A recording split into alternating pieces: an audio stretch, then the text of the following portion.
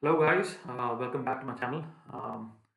Yes, today we are just going to have a brief discussion on the facts and expectations of the so-called the spied 650 cruiser from the Royal Enfield. Um, so it has been out. I mean, you would have actually gone through all these spy shots about at least a month ago. Um, I always wanted to do this video on this one about the facts and expectation from the vehicle, but frankly, I never got time. So today I thought I'll just be done with this vlog basically. So as you all know, this is the infamous spy shot, which is going rounds in the internet from about the 650 Royal Enfield cruiser that is expected to be launched anytime soon because we don't have a confirmed date because of the current situations and things like that. So without further ado, let's jump in. So first things first, there's a lot of changes they have made for the 650 platform. I'm pretty sure RE is experimenting the 650 platform, which I personally feel would become the base platform for RE going forward because uh, the 650 platform from let it be from the Interceptor or the Conti GT has impressed almost everyone alike, so that is something which I personally feel would become the base for RE going forward. So first things first, we'll start from the front. You can see there's a difference from the tire. I mean, it is no more a spoke wheel. It is absolutely, I think it is a six spoke alloy, which means it is going to have a tubeless tire, which was more like a far cry from every Interceptor or Conti GT people to help us with the tubeless tires, because you know the reasons. It is much more easier for longer drives, and if at all you end up having a puncture, it's much more easy to fix it when compared to the tube tires, basically. And the suspension, the shock absorber, it is the upside down suspension that is given, which I'm fairly impressed, to be very frankly speaking.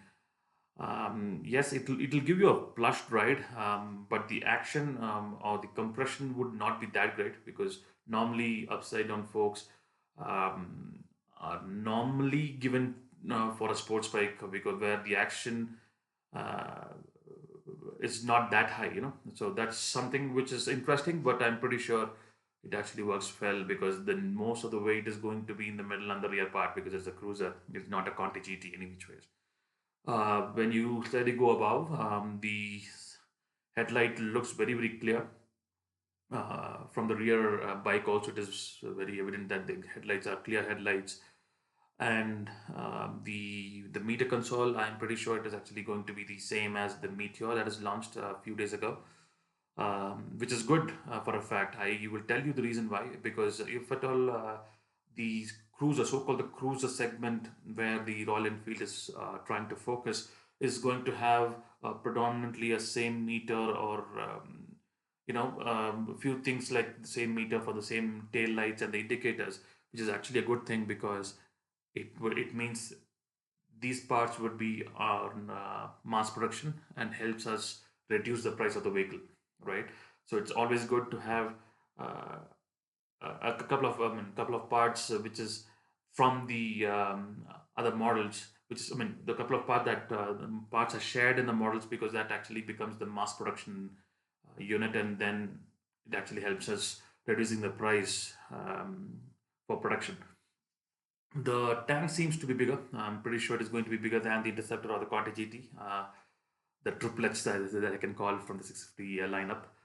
I personally I actually love the way the engine is painted dark and black, if you want to call it. The reason is because you have seen people actually complaining about the color degradation in the both Interceptors and the Conti GT, which is chrome buffed or something like that, which is not. I mean, people are happy, but not. that pleasantly happy with that color when most of the people have changed the color into black. So when this cruiser comes out, when RE is decided to come up with the dark engine, that actually gets my points basically. Of course, since it's a cruiser, unlike the Interceptor and the Continental, it is not the upswept I mean exhaust pipes. It's going to be a straight exhaust pipes, which is good, which actually adds to the aesthetics of a cruiser. Uh, I love the seats going behind and going to the center part. The seats looks very comfy. I'm pretty sure, and not only for the pillion. And I'm pretty sure if at all you are a lone driver going for a long drive, of course, cruisers are meant for the long haul. I'm pretty sure if at all you have a decent sized bag, it can actually rest on the rear seat, and you'll not have that more pressure on your back while you're riding. It's going to be a very hardcore, lazy kind of driving. That's what cruisers are meant for, isn't it? So of course, as I told you, same like the speedometer console, the taillight console, and the indicators console are actually taken or shared between the Meteor and the cruiser. I mean, the 650 cruiser. So I'm pretty okay with that. Frankly speaking, I'm not a big fan of the tail lights at this point in time. The tail light, which is round, maybe it might actually grow up on me. So I'm expecting that. And let's go down below the seat. I like the girth from the behind. I mean, to be very frankly speaking, I like this size of the mudguard that is sitting around. This it actually shows the girth of the vehicle, which is actually uh, uh, which actually gives you the big machine feel, right? And that is actually also complemented from a really big wheel base. I don't know what is the size of the tire, but again, it looks really good. I mean, that is something which I personally liked. Even I am not a very big fan of the front, but again, I love the girth on the rear of this bike. So good job basically. So it actually comes up with dual disc. So the front and back is going to be you'll have a single disc brake, just like of course, the Interceptor and the Conti GT any which ways. Don't expect, and I hope there's no um, the center stand, which actually spoils the look of the vehicle. At least for me, I'm sorry for that. Um, these are things um, which you can see and which you can actually understand if you're into vehicles, right? And but one thing which I personally want to request or what I expect from this vehicle is from the engine basically. So the expectation part from the engine, of course, it's going to be the same 3650, 48 bhp. So it's going to be a 46 or 45 and a half on the wheels. That's perfectly fine as long as if RE can actually fine tune it a bit more. Because unlike what they did it for Interceptor and Conti GT, the difference was okay, the weight of the Conti GT is much more lesser because they don't have these center stands and things like that. And it is much more forward bias, is much more committed when compared to the Interceptor. And of course, where they actually had fine tuned the suspension. These are the basic difference that which differentiates from the Conti GT from the Interceptor. Unlike that, I personally I would personally appreciate if RE could fine tune because it's going to be a cruiser. No cruiser rider is going to haul the top speed, right? They actually want to cruise it, of course, at the 3-digit mark, but they are not interested in top speeds, right? So if at all you can actually ensure you have the low and the mid torque in the engine to be peppy, right?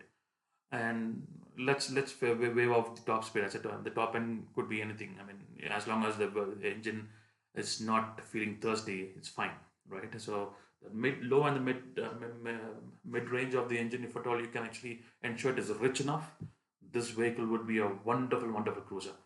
I'm pretty sure because it actually, I personally feel it actually takes the cues from the so-called Harley Davidson's Fat Bob or Fat Boy, whatever you call it, both in fact. So not exactly copied, as I told you. It is trying to mimic from it because the seats and the front it actually resembles that, at least for me. So these are the expectations. Just a fine tune on the engine part. Let's ensure the low and the mid range is rich enough, and you can actually forego you need not mind the top end.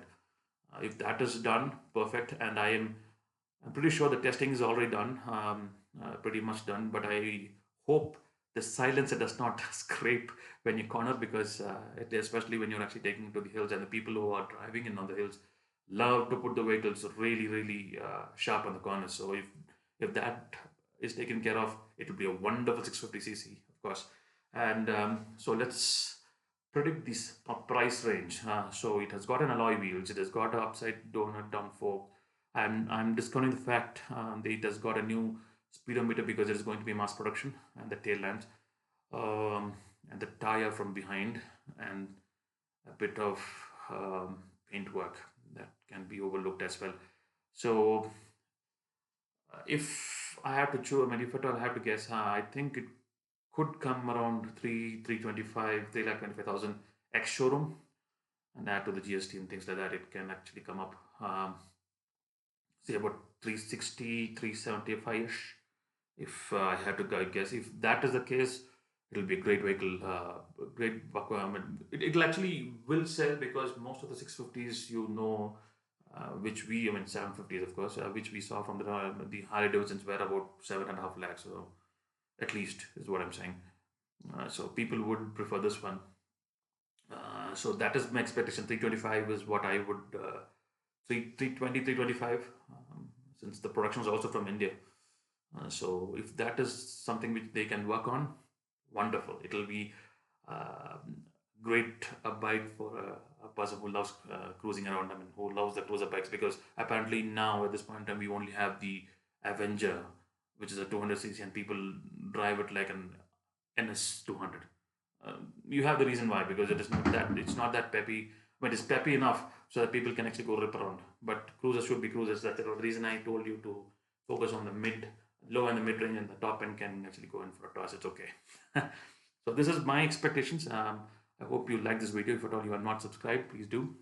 If you liked, please do hit the like button, share with the friends and family if possible, and I'll see you in another one. Cheers.